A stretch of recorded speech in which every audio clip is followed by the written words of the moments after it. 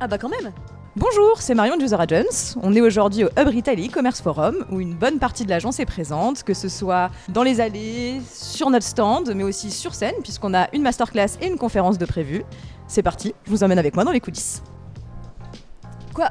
C'est pas par là? Mais je le savais, c'est là-bas.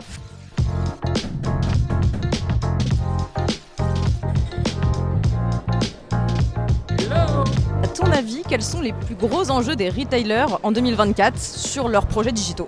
De bien réussir leur projet d'application mobile, qui est devenu finalement une sorte de flagship digital dans lequel ils doivent à la fois incarner leur marque, mais aussi l'expérience client qu'ils peuvent proposer à ce qui ressemble à leur meilleur segment client, le plus affûté, le plus ambassadeur de la marque. Si tu devais donner la valeur ajoutée de User Agents dans les projets retail, qu'est-ce que ce serait? C'est d'être une agence mobile et d'accompagner les utilisateurs dans l'évolution de leur parcours qui est de plus en plus liquide et multipoint de contact. Et le mobile, il est à l'intersection de tous ces éléments-là. Ça fait 15 ans qu'on fait des applications mobiles, qu'on fait du design et du développement sur tous les terminaux, des lunettes, des montres, des téléphones de temps en temps, des tablettes, des téléconnectés. Donc on a une très grosse expertise depuis maintenant une quinzaine d'années. Elle est excellente cette vanne, hein, et je dis pas ça parce qu'elle est de moi. User Agents a sorti le 6e volet de ses études dédiées au retail. Est-ce que tu pourrais nous en dire un petit peu plus? On a sorti donc une nouvelle étude du top 50 des apps de retailers en France, les plus téléchargées, les plus utilisées aussi.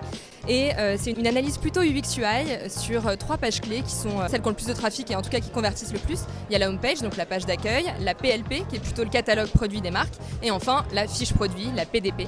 Donc c'est une étude dans laquelle on retrouve plein de bonnes pratiques, il y a plein de chiffres clés exclusifs de l'agence aussi, et quelques tendances aussi qui émergent et qui peuvent inspirer tout le monde. Voilà.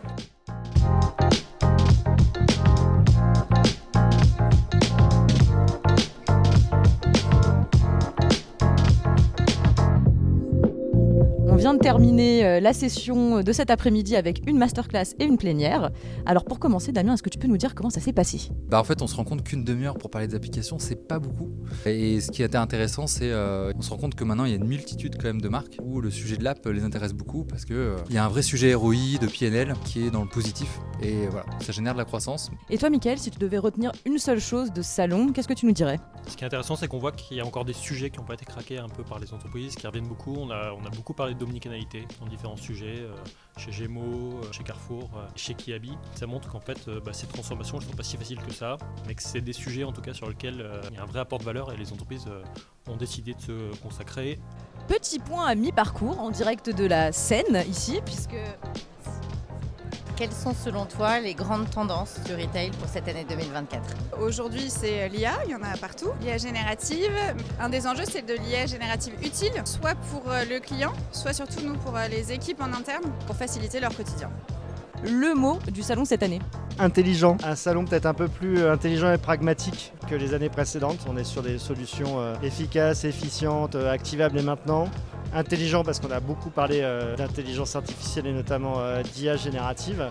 Et en bonne intelligence parce qu'on a bien compris aussi que le monde du retail, c'était celui du digital et celui du commerce physique, le fameux omnicanal. Et ces 3 valeurs-là vont certainement dessiner les mois qu'on a devant nous, peut-être pas les années, mais en tout cas à 6 mois, on y voit à peu près clair. Et si on devait retenir quelque chose de ces 2 jours, évidemment, on ne vous l'apprendra pas, c'est l'intelligence artificielle qui était sur toutes les lèvres. Mais nous, chez User Agents, on va ajouter quelque chose dans l'équation. Le mobile. On est tous persuadés qu'il sera le concentrateur des transformations du commerce de demain.